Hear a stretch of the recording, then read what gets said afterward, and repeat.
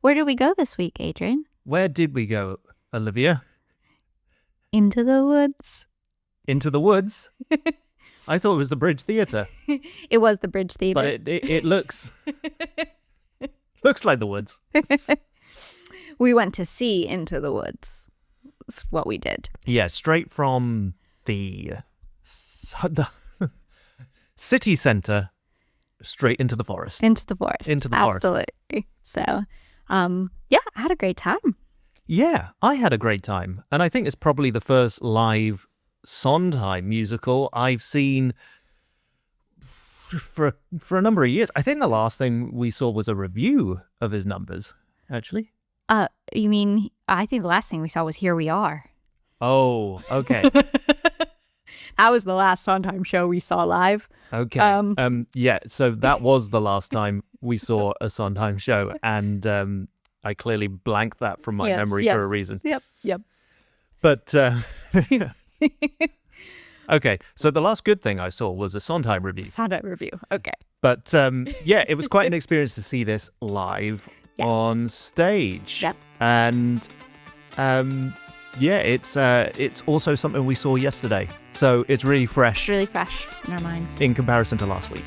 Yep. So let's get straight into it. You Absolutely. are watching A&O Review the Show. A&O Review the Show.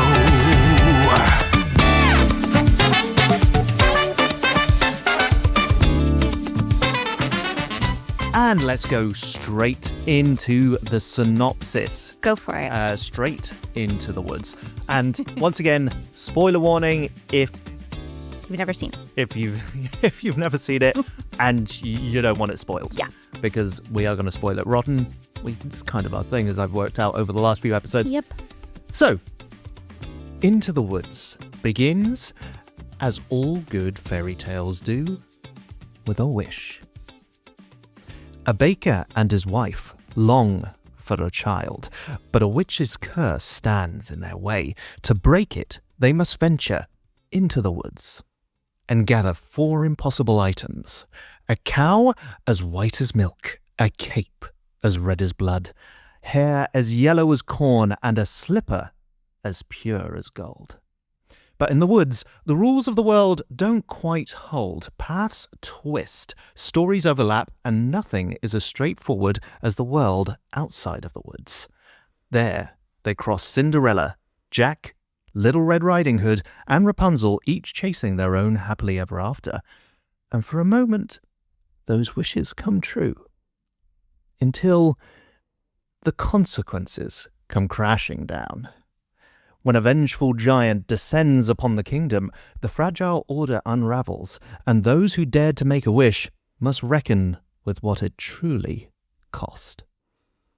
It's an excellent synopsis. Well, it is a mixture and a jumble of fairy tales. It is, yes. So there is a little bit of mystery around it. There is, yeah. Absolutely.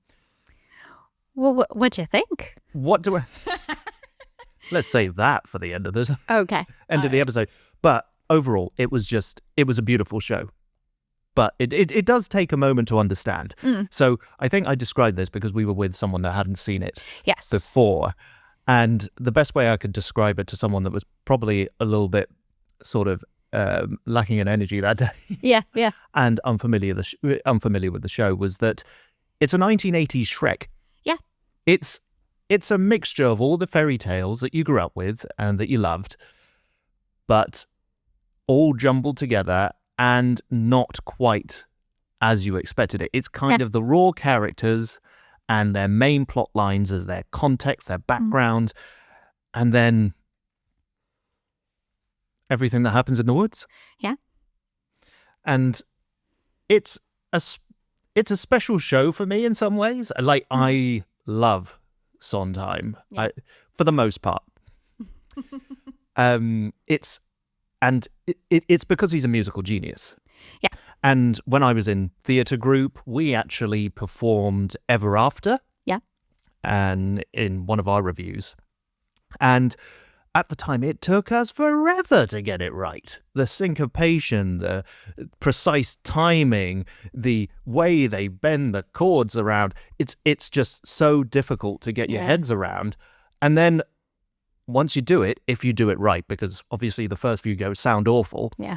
But once you do it right, it just sounds like perfection because it demands it. It's a performer's torturer. Yeah.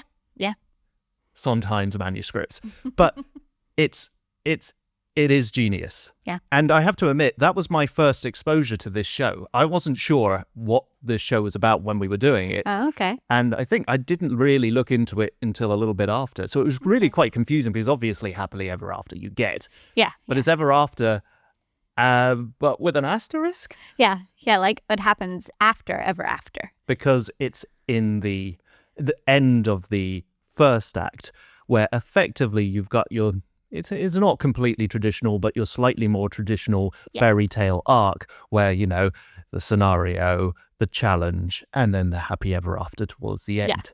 Except it isn't the end, it's the end of the first act. Yes, correct. Yeah, so it was magical from that point of view. How did you find it? I mean, I also thought it was a fantastic show. I agree. Sondheim is a musical genius. The things he's done with chords and music and themes are just unlike anyone else. I thought this was a fabulous production. We'll get into it, but I really loved pretty much everything about it. This is one of my favorite shows of all time. I keep a running top 5. It is definitely up there. It's in my top 5, absolutely. I've also performed the show before. Okay. What were you doing in the show? Yes, I performed twice. Once as a child at school, and the junior version. And the junior version is just Act 1. That's where it ends. Yeah, it's probably for the best. Yes. And then I did it once as an adult or kind of older teenager, as it were, young adult. And both times I was the stepsister Lucinda, which, for reference and a bit of a spoiler in the show, is the one who gets her heel cut off to try and fit in the gold slipper. To be fair, that's probably the most gory bit of the first act. Yeah. The second act, there's a fair bit of death. There is, absolutely. No, it's family-friendly death, but, it is like Disney-style death. Yeah. Maybe a few interesting sound effects, but apart from that, it happens. And then I had a couple of songs in my audition repertoire, performing repertoire as well. So, yeah. But it's a great show. It's a great show. And it's the combination between, this is, as I said, it is before Shrek. It's very clever way of using old school royalty-free fairy tales that come with all the parental lessons that you're not supposed to do this, otherwise this will happen. Yeah. And the idea that it's all based on every character wanting something, wishing for something. Yep. And, you don't get that wish without a cost. No. Except the cost doesn't come until the second act. So it all seems perfectly fine. Until it's not. Until it's not. Yeah. Mm-hmm. And yeah, there is something that you don't, when read fairy tales as a kid, you don't think about what happens after the rest of the end of the story. You don't think about if there is a cost for some of the things you want. But life is so much more like that. That your actions have consequences. The things you want sometimes do have costs. And I think upending what we think of fairy tales is a brilliant way of telling this story. Yeah, and perhaps in an age where people in positions of power can make things seem like black and white, now we kind of need a bit of Into the Woods to see that sometimes things, have consequences, but also are not black and white. They're not as clear. No. We have your traditional heroes and heroines in this story, as every fairy tale does, and we also have, the witches and the giants. But it's not, peasants in the village, good, princes, even bold and noble, witches evil, and giants hungry. It's kind of giants that have harbored or offered goodwill to villagers and have been stung in return, witches that basically just want to get on with their lives almost. Yeah. And in her words, not necessarily good, but right. Yeah.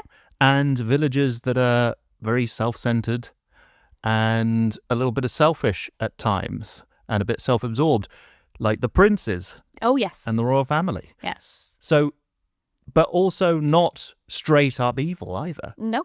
Like none of them are straight up evil. None of them are straight up good. Yeah.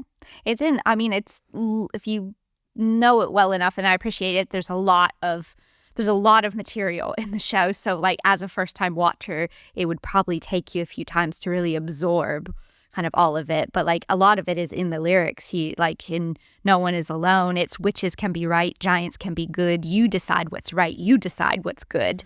And it does rely a little bit on the knowledge of fairy tales.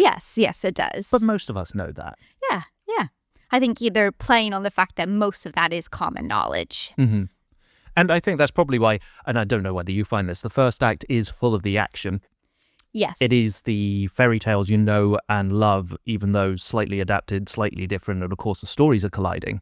Yeah. Second act, yes, there's consequences, but to be honest with you, the big part of it is reflection. Yeah. And it slows down. It does. It doesn't feel like it's slowed down, No. but you're not trying to cram in event after event after event. No, that's very true. Mm-hmm. It's all very fast paced. Like you're right, the first act covers a lot more ground. Yeah. But the energy still keeps up throughout both acts. Yeah. It's like once the performers get on the Sondheim train, Yeah. oh, they don't get off. No, they do not. And it's that beat, it's that syncopation, it's you can't rest on your laurels No. for even a moment. Nope. As unfortunately the narrator did for a short period of time, just for like half a second at the start of the last number of Act 1, and Sondheim will punish you if you do that, which probably to his horror at that moment he had to correct. And of course that can also throw everyone else off because it's so precise. Yeah, exactly. Yeah, I don't know if he started late or missed a beat or what, but just for a few seconds there he got off, which was a shame, but it happens. So It does. yes. But overall he was excellent, although he did start stumbling on the stage like some confused audience member, which is obviously exactly what was meant to happen. He's dressed very differently from everybody else on the stage who's dressed in fairy tale folklore. Yeah. But no, he was fantastic. And he also dual plays as the father of the baker. Yes. And the baker and his wife are almost the sort of central characters in many ways. Yep. And both of them were excellent. Yep, they were really good. Jamie Parker, Katie Braben. Yep.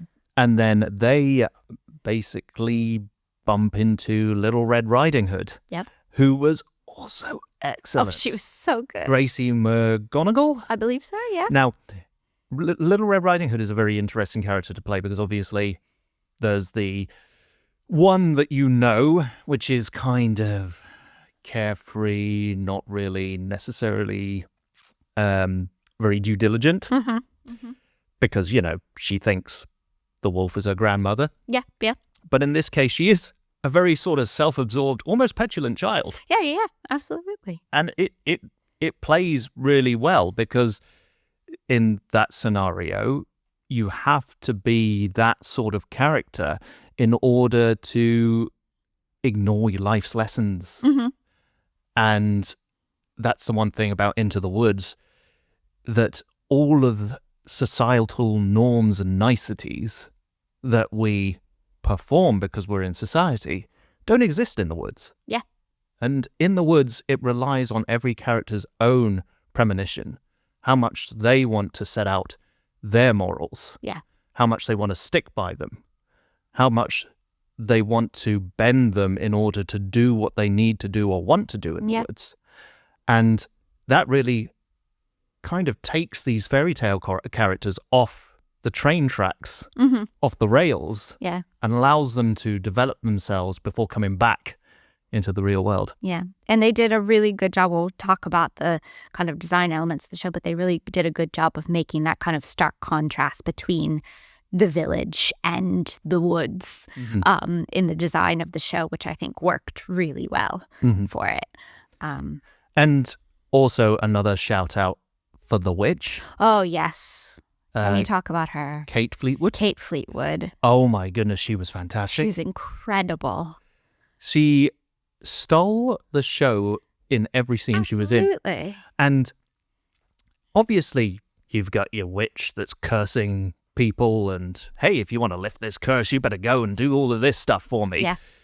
But also seemed like that really annoying, chatty neighbor that you have next door. It's like, oh, by the way, you should have a look at my plants. They're really lovely. Yeah. And we just interject that in amongst all of the witchiness. Yep. She was absolutely fantastic. In her range, like she goes from, being that kind of nosy neighbor, and she has the whole kind of syncopated rap about the greens in her garden to then some of the beautiful melodies and ballads that she sings. I mean, Last Midnight, which is kind of like her finale number before she kind of goes off in Act 2, the power she exuded in this song, she started it sat down and everyone else was stood, and the fact that they were on those different levels, arguably the people standing in the higher ground, but you were just so focused on her. I could have listened to her sing it all night. Oh, yeah, fantastic voice, fantastic performer. Yeah. And just the characterization was, like, everybody's characterization was great, but hers was just so good because she's a witch. She's just so easy to dismiss as just, all right, okay, you've got the curse, you're sending off everyone. Yep. Go, bugger off. Yeah. But no, you just, and well, magnetic. how she adjusts as a character too, because kind of she's doing all of this to undo the curse so she can get her beauty back. Because when the curse happened, she became ugly. And she had all these magical powers, but her cost obviously is when she becomes beautiful again. She's no longer a witch. She's no longer a witch. She doesn't have her powers, so she has to adjust and deal with those consequences as well. Yeah, she does not sit above any of the other fairy tale characters looking for their wish. No, she very much sits amongst them, even though she looks like she's the master. Yeah, absolutely. And just rushing through because I have spent far too long on this. Sorry, the princes? Oh yeah. So the princes only come in sort of midway through the first act. Yeah. And oh my God, they were excellent. They steal the show too. So you've got your two damsels in distresses. Yes. In the show. Well, maybe Cinderella's not a damsel in distress, but a damsel. Yeah. And then you've got Rapunzel. Yeah. And each one of them have two brotherly princes. Yeah. That come in. And they sing about their agony of not being able to get and win the hearts of their ladies. Yes. And I tell you what, mate. Tell you what, brother. My agony over my beau is much worse than yours. Stand aside. I need to let it out. No, but mine's worse. No, mine's worse. No, mine's worse. Yeah, but is yours trapped in a tower? Because all I need is a door, and then I can get my beau. Does yours run from you? Yeah, and? Okay, well. You just need to run faster. No, they were absolutely fantastic. Yes. And that was played by Oliver Saville and Jacob Fowler. Yes. I believe one of those was an understudy. Yes, Jacob was an understudy. Was a standby was on last night. He was excellent. Yeah, and they have great dynamics together. Oh, yeah. It's the perfect sort of comedy duo. Yeah. And especially in the reprise, because they sing about their not heartbreak, but their desires twice, once in the first act and once in the second act. Yes. And the second act was almost funnier than the first act. Yeah, I would agree. It and the first act was good. Yeah. No, it was great. That probably segues quite nicely on to talking about the musical numbers. Go for it. Yeah. You can start. Okay, I can start. I've already introduced my little bit of Sondheim. All right. Well, as I said before, I think Sondheim is a musical genius. It's a tricky score. Maybe not his most tricky. There's probably some others that are trickier, but it's still quite tricky. The timing obviously is really particular, as we talked about already. It's sung through. There's no break for the orchestra, you know. And in terms of like my favorite songs, I found it hard again, like I did with Les Mis. Let's move that Oh, okay, sorry. this way because you're facing. Oh, I see. Okay, thank you. I love all the songs. Let's just say that they're all good. If I had to pick a top 3, which I tried to do, I picked I Know Things Now, which is Little Red's solo that she has, Moments in the Woods, sung by the Baker's Wife, and No One Is Alone were my top 3. I had an honorable mention list too, but Okay. you can go first. Well, I'm going to skip all of my stuff about Sondheim Okay. because I've already said enough. Yeah. I will say that when I did Bobby for his company, I spent hours and hours practicing that because if it isn't driving, if his scores aren't driving energy, it's driving comedy. It's probably one of the more trickier than Into the Woods. Yeah. But it can also turn in a dime and also be really, really powerful. Yeah. Which feeds into my 3. First is comedy, Agony. Yep. Because all I can think of when I saw those princes on stage was, I am jealous that I wasn't doing it. And then No One Is Alone. Yeah, same which here. is just absolutely beautiful and spine-tingling. Yep. And is a quartet with 2 duos. And it layers so beautifully. It does. If you haven't heard this soundtrack before, where have you been? There's been a film at the very least. Yeah. It's not as good, but it's still there. Yeah. And then on top of that, Children Will Listen.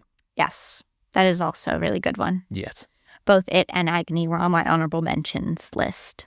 So, yeah. I mean, that was a hard thing to do, to just narrow it down to 3, because there are so many. And the orchestration was fantastic. Yes. Those guys didn't get a break. Nope. And they were led by Mark Aspinall. And just keep it up, guys. Yeah, keep it up. It's stunning. Yeah, it's great stuff. As for the set, as you got started and stuck in, Yeah. do you want to elaborate? Oh, yeah. I was a huge fan of the design of this show. I sometimes feel like I don't normally have a lot to say about the design. But I mean, I thought the costumes were good. They were all very muted in tone. Like there was a specific style choice, I think, with the show, with that. There wasn't really true choreography. I noticed there was a movement director, but I thought there was like the right amount of movement. The standout for me was the lighting.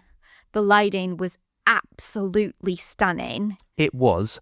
It did blind me in one section. Yes. So there was one particular light I wasn't very keen on coming on. It looked great, but it was shining straight to my eyes. Dean Malone, I have to give you a shout out because it was spectacular. You know, it just completely told the story about the different times of day throughout the woods. And it did really, really well, as did kind of the shadowy projections that they used for the birds and the giant. So the projections were used quite lightly. Yes, very lightly. The lighting did the heavy lifting and it did it fantastically. And it's a sort of medium-sized stage. Yeah. The village is really quite boring in many ways. It's purposely done so. It's quite clear. Yes. There's a table that raises from the middle that can be used as a craft table in the bakery or just something to elevate cast members when they need a spotlight. Obviously, the magical part comes from the woods. Yes. The backdrops open up. The backdrop with the table is just black, though, as well. Yeah. I should say. It's very So plain. the backdrop opens up. Yeah. And you've got tree trunks galore. Yep. Layered. Yep. And to be honest with you, it pretty much stays like that. Yeah. Pretty much for the first act. Yeah. The second act has the same tree trunks. Obviously, they return back to the village for their happily ever after and then go back into the woods when the giant comes in and causes all sorts of chaos. Yep. And the giant is primarily done through, as Olivia said, projection and sound, and done very cleverly, because when it comes to special effects like that, it's really easy to get quite cheesy or quite naff on stage. Yeah. And they were very light on it, and it worked. Yeah. And the same wood set has all the tree trunks cut off. Yeah. It's very clear that something's gone wrong in the woods, even though it still feels claustrophobic and still surrounds the characters. And the stage can also have a different layer to it. So it's flat for most of the first act, just one level. But as the giant steps on a house, the lights go down, lights come back up, the middle part is sunken. Yeah. And it stays that way for the whole of the second act. And then they make use of that. They do, yeah. And that's really quite clever. Yeah. It just felt so... It's just the small things. Yeah, really small, subtle things, but made it feel so realistic as well. Like, it was beautifully done. Tom Scott did the design, and I'm a real big fan of it. I just really enjoyed watching it as well.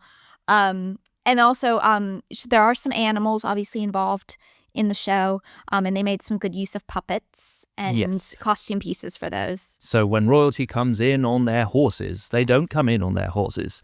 They come in holding their horse handbags. Yes. Which is, you know what it's for. Absolutely. You know what it is, and it subverts your expectations and is done brilliantly. Yeah. And Milky White the cow was a special mention. Special mention. Milky White, a puppet, that was passed along, and then of course when Milky White died, about the size of your forearm. Yeah, I'd say. Sadly Milky White does die at one point in the show. But then gets brought back to life. Brought back to life because there's a witch. Yes. But no, that was really well done as well. I've seen a lot of like person in cow costumes or like a cow on wheels kind of vibe, and this worked a lot better. I think. And I think part of that is because they really wanted to drive that sort of low-level comedy throughout. Yeah. And that's one thing I find interesting between that and the film, the 2014 film by Disney. Yeah. I don't really want to reference it too much, but it's the one that people are most likely to have an affinity with, because Into the Woods wasn't, well, definitely when I was growing up, it wasn't touring everywhere. Yeah. And it was quite difficult to be able to see. Yeah. But in the film, they have these comedic moments. They use comedy actors in order to do that. Yeah. In here, I thought it was much better. It was threaded. It was. You still had those comedic moments. You still had the princes and you still had the jokes and whatever. Still had the horse handbags. Yeah. But it was kind of threaded throughout the show. Yeah. And the way they sung had that comedic timing, that comedic tone in their lyrics. And it's kind of interesting listening to the 1980s soundtrack and hearing that being absent compared to the performance at the Bridge Theatre, which I think elevates it quite a lot. Now, the soundtrack from the 1980s doesn't have an audience. It's being recorded in a recording studio, but even then, you can tell they aren't attempting to deliver it that way. I think it elevates the story significantly. And I do wonder whether that's because since then we have had things like Shrek that have tried to really play up the comedy of fairy tales. Yeah. And also, it is a revival. It needs to do something a little bit different. Absolutely. But I think it works really well. Yeah. No, I would definitely agree with that. Absolutely. It was threaded throughout, and I enjoyed that rather than kind of the stop-start of, okay, this is the funny bit, and this is the serious bit kind of thing. So, I mean, definitely shades of light and dark throughout it, which was lovely to see. I just 100% see it again. Oh, yeah, definitely. 100%. No, I would have seen it again. I'd go next week. I mean, I'd go tomorrow. Yeah, I'd go tomorrow too. So, I had a question for you. Okay. Is if you were cast in this show, who would you want to play? Probably Cinderella's prince. Okay. Now, the baker is a very tempting role to play. It is. Because it's a main role that threads throughout. Yeah. And the Cinderella's prince is not as present as the baker, who goes through a journey. He is the one of the few characters that does a full arc from start to finish. But you can't pass up the opportunity to be Cinderella's prince. Now, you know Cinderella's prince doubles as the wolf. Yes. Okay. Yes. Which also is a great song. Which is also a great song. A great song. The wolf is short-lived. as we all know from the fairy tale. But it has a great kind of like slightly jazzy, swingy number called Hello Little Girl, which is very well done. Yeah. I mean, that's a great choice, I think. You'd be great. Yeah. And you? I mean, Little Red? It'd probably have to be Little Red Riding Hood. I mean, I'm on brand tonight, am I not? So, well, Little Red ends up being cut out of the wolf. Yes. So we could also call her Little Wolfskin because she ends up getting a new cape. Yeah. Granny makes her cape out of the wolf skin. Out of the wolf skin. Yes. I've always loved that role. That's probably the role I've always wanted to be. Petulant child. Yep. Who also goes on a bit of an arc, so throughout this show. She does? I am tempted, if I were to want to stretch and challenge something not in my wheelhouse, it would probably be the baker's wife, would probably be what I'd want to play, who is also really great. But we do find that interesting for that character because the baker's wife does not make it through to the end of the show. Spoiler alert. Yep. But she, just before she does, she ends up having a little bit of a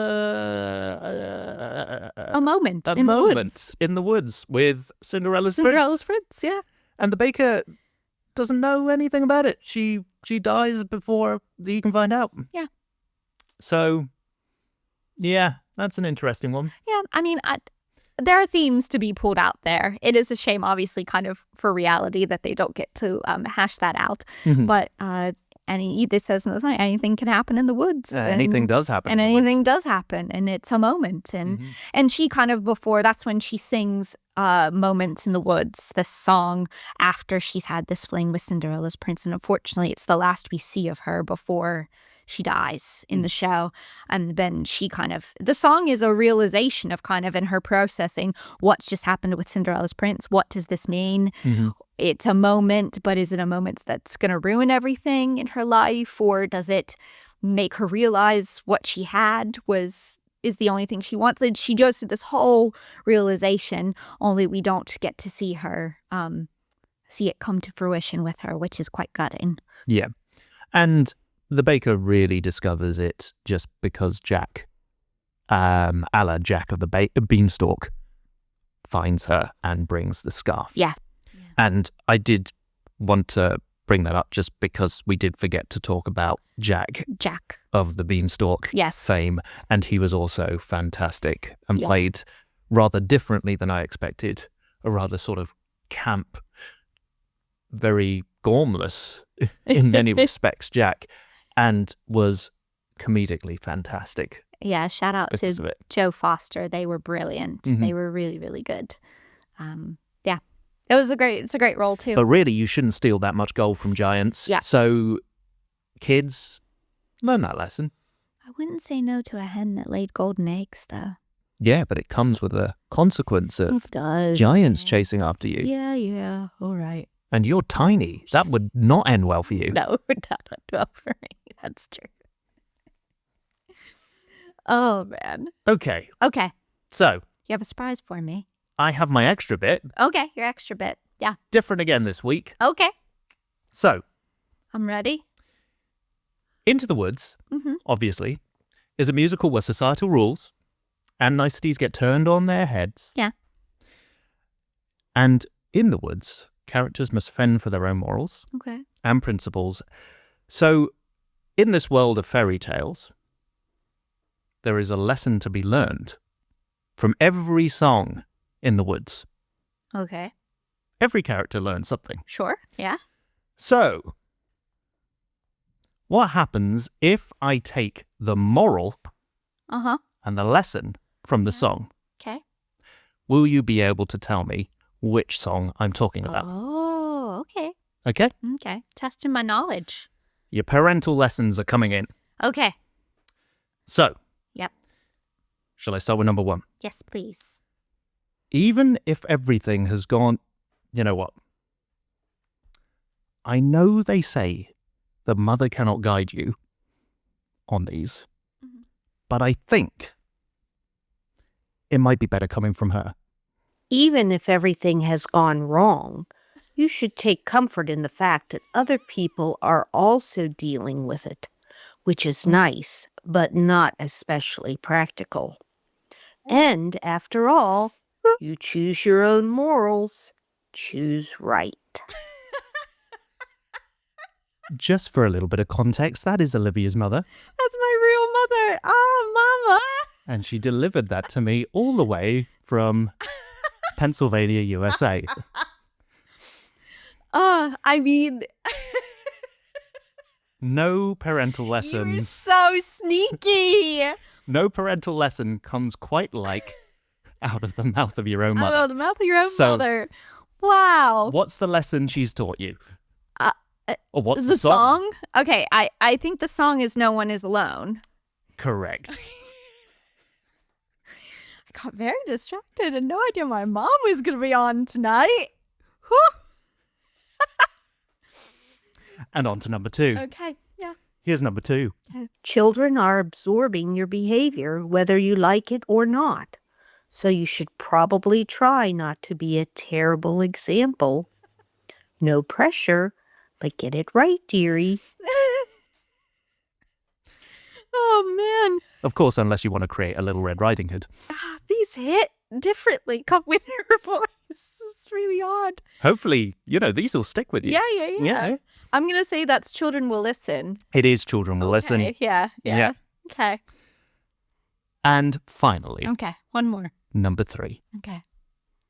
If something is slightly inconvenient in your love life, you are entitled to behave by exhibiting extreme suffering. And it is a competition. And yes, you have it worse. Okay. That went through me for a second, but I think it's Agony. It's Agony. Oh, Mom, you're so wise. Thanks, Mama, There you go. for your words of wisdom. She sets you up for life She does. She And- really has. until you enter the woods. Yeah, and then all goes to hell. But, when it goes to hell, you can sing about your agony. And I can remember, listen to these clips of lessons my mother taught me. Yeah. Yeah. So, children will listen. No one is alone. And throw your agony in other people's faces and tell them yours is much worse than theirs. Not sure about that last one, but sure. Yeah. Don't know a word for them. And that's all for today. Yes, that's all. Into the Woods is playing at the Bridge Theatre until the 30th of May. It then may be transferring into a West End theatre. Watch this space. A little bit of news for you. Yeah. That's the rumor going around. So, the Bridge is a beautiful theatre as well, I should say. So if you haven't had a chance to visit, this is a great opportunity too. Yeah, and it's slightly off West End, so it's a good opportunity to see a different theatre. Absolutely. And a beautiful view of the Tower of London. Yeah. And the Tower Bridge, Yes, it sits right on the south side of the bridge, Tower Bridge. right next to where City Hall used to be. Yeah, check it out. So, yeah, definitely check it out. But yeah, thanks for joining us. Thanks for joining us, and please subscribe if you haven't already, Like and and subscribe. And we'll see you next time. Yes, on A&O Review the Show. A&O Review the Show.